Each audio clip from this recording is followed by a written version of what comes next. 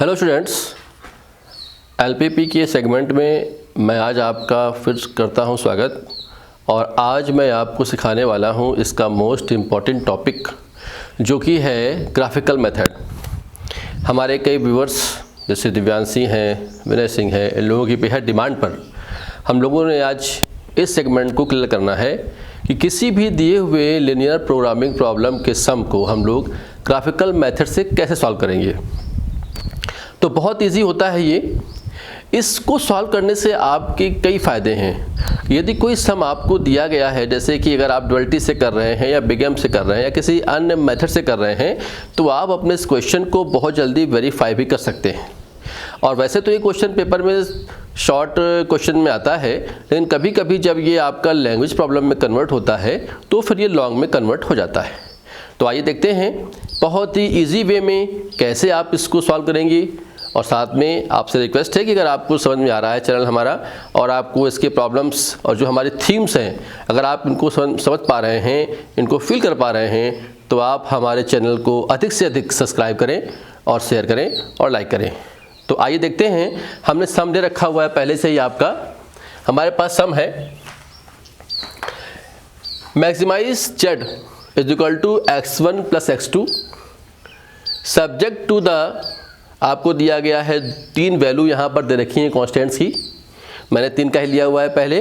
और x1 और x2 जो दोनों वैल्यू हैं ये ग्रेटर देन 0 हैं। ये आप हमेशा जानते हैं कि ये वैल्यू जो है हमेशा ग्रेटर देन यानी कि पॉजिटिव होनी ही चाहिए।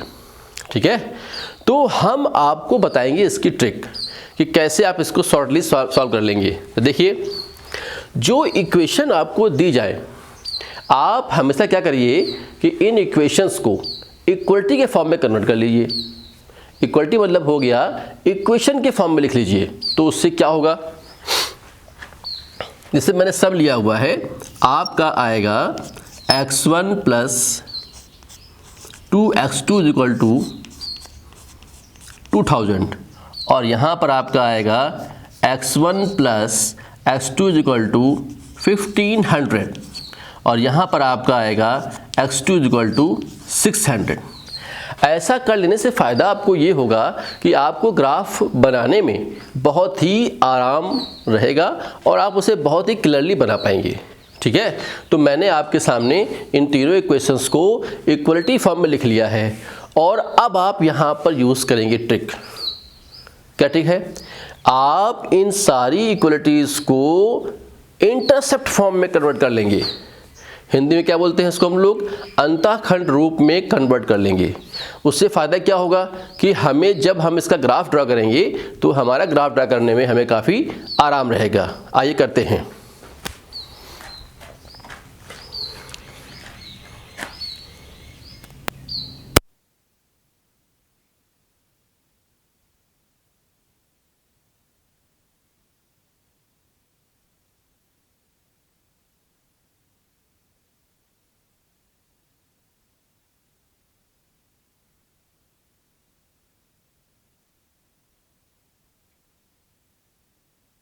देखिए, मैंने पहले क्वेश्चन को इंटरसेप्ट फॉर्म में कन्वर्ट कर दिया।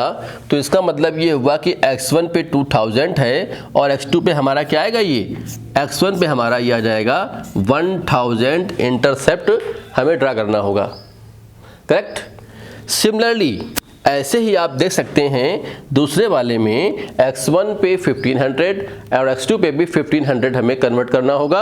और साथ में ही लास्ट वाला जो हम देख रहे हैं आप लोग, एक स्ट्रेट लाइन आएगी। ठीक है ना, which is parallel to the x axis. क्योंकि x दिया गया है तो इसका मतलब हमारा क्या हुआ, ये पैरेलल टू x एक्सिस होगी यानी x1। ठीक है, आइए देखते हैं। अब आते हैं हम ग्राफ पे आ जाते हैं। तो ग्राफ पे हमारा क्या देखा आपने, x1 पे 2000 है। देखिएगा, x1 पे मैं इसको मान लेता हूँ x1 और इसको मान लेता हूँ x2। तो x1 पे कितना हमारा है, 2000 है और x2 पे कितना हमारा है, 1000 है। और ये आपको अच्छे से आता भी है, इंटरसेप्ट फॉर्म में कन्वर्ट करना आपको अच्छे से आता भी है। तो क्या किया हम लोगों ने, फिर यहाँ पे क्या किया हम लोगों ने, एक लाइन ड्रा करेंगे हम लोग। ये देखिए, अब यहाँ पर आपको लाइन ड्रा करते समय ये ध्यान देना होगा कि जो ये लाइन है वो लेस देन इक्वल टू है या ग्रेटर देन इक्वल टू है। अगर लेस देन इक्वल टू है तो इसका मतलब ये हुआ कि मुझे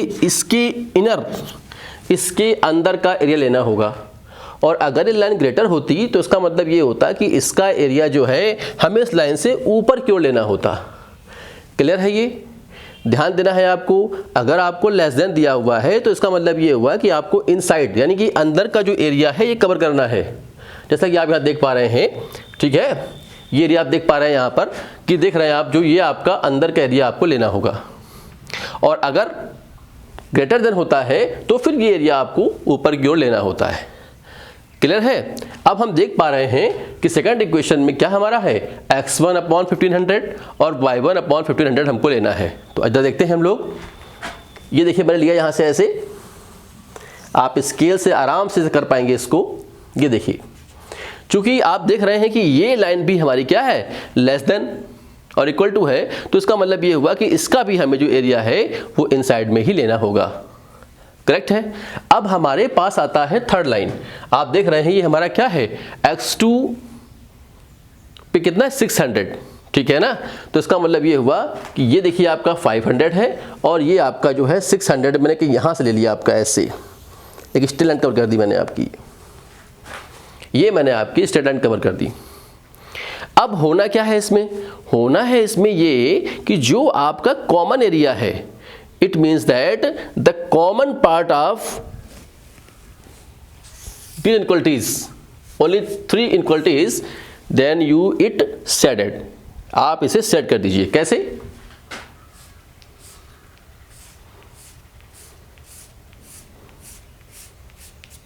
ये हमारा सॉल्यूशन तैयार होता है, यानी इस एरिया में हमें सब्जेक्ट क्या देख रहे हैं आप कि हमें मैक्सिमाइज, कि किस पॉइंट पर हमारी वैल्यू मैक्सिमाइज होगी वो हमको निकालनी होगी।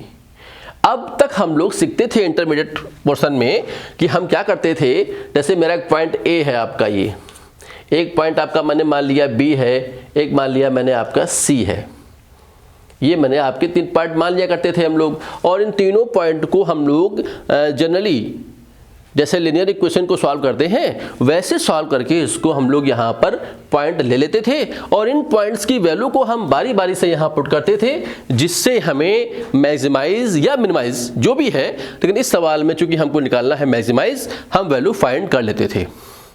ये हमारा मेथड पुराना है, ओल्ड मेथड है, ठीक है ना। अभी जब हम बीएससी में आते हैं और ग्रेजुएशन लेवल पे पहुंचते हैं तो हालांकि जो मेथड आपने यूज़ किया है गलत नहीं है, आप इसको भी कर सकते हैं, लेकिन अब यहाँ पर हम इसको दूसरे प्रकार से यूज़ करेंगे। कैसे? तो देखिए, आप क्या करेंगे, जो आपको जेड दिया गया है, जो आपको जेड दिया गया है इसको आप पुट कर देंगे 0, तो क्या आपका आएगा x1 plus x2 equal to 0, यानी ये आपका आ जाएगा x1 माइनस का x2, यानी ये आपका आ जाएगा x1 अपॉन -1 और x2 अपॉन 1। दिख रहे हैं? ठीक है ना। अब अकॉर्डिंग जो आपने यहाँ पर स्केल ले रखा हुआ है, जैसे हम देख रहे हैं कि मैंने यहाँ पे स्केल लिया हुआ है 500, 1000, 1500, इसी हिसाब से आप क्या कर लेंगे, इसको आप कर सकते हैं क्या, 100 and 100। ये सिर्फ इसलिए समझा रहा हूँ मैं ताकि आपको ग्राफ ड्रा करने में कोई दिक्कत ना हो, कोई डिफिकल्टी आपको फील यहाँ पर ना हो, राइट है। तो मैंने क्या कर लिया, इसको 100 ऑफ 100 कर लिया। इससे क्या फ़ायदा होगा, मैं थोड़ा जाऊँगा पीछे, ठीक है ना, और मेरा 100 यहाँ पर आएगा, माइनस का 100 आप देख रहे हो ना, माइनस के 100 पे प्लस का 100, हमें कोई पॉइंट ये मिल जाएगा आपका। क्लियर है? फिर समझिए एक बार कि जो आपको जेड दिया गया है उस जेड को आप कर देंगे 0।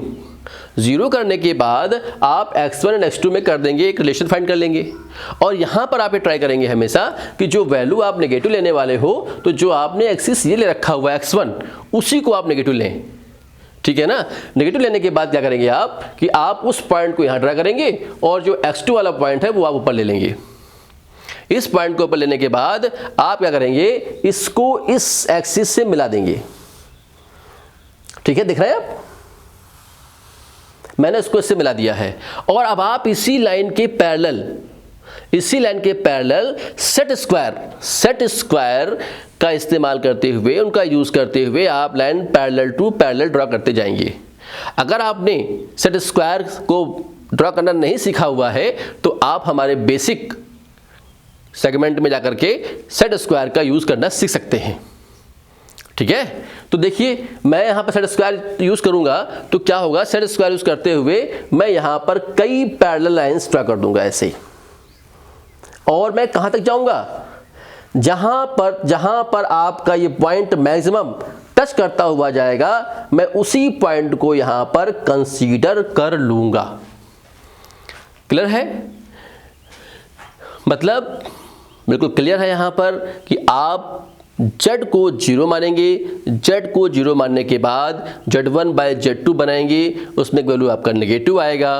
उस वैल्यू को आप क्या करेंगे, पॉइंट वाइज जैसा आपने स्केल माना हुआ है वैसे उसको कन्वर्ट करके आप उस पर एक लाइन ड्रा करेंगे पैरेलल, और सेट स्क्वायर का यूज़ करते हुए फिर आप लाइन ड्रा करते जाएंगे पैरेलल। कहाँ तक, जहाँ पर आपको इस सेगमेंट का जो आपका आपने एरिया लिया हुआ है, जहाँ पर आपको उस सेगमेंट का मैक्सिमम पॉइंट मिलेगा वही आपका आंसर मिल जाएगा।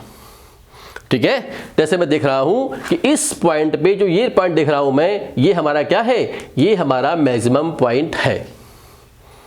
अब जिस पॉइंट पे ये टच होगा वहां पे जो दो लाइंस आपस में कट कर रही हैं, उन लाइंस को आप क्या करेंगे, आपस में सॉल्व कर लेंगे और आपको पॉइंट मिल जाएगा। या फिर उसका भी एक अच्छा सा उपाय है, लेकिन मैं आपको सलाह दूंगा कि अगर आप उसको सॉल्व कर लेंगे तो आपके आंसर की एक्यूरेसी बनी रहेगी।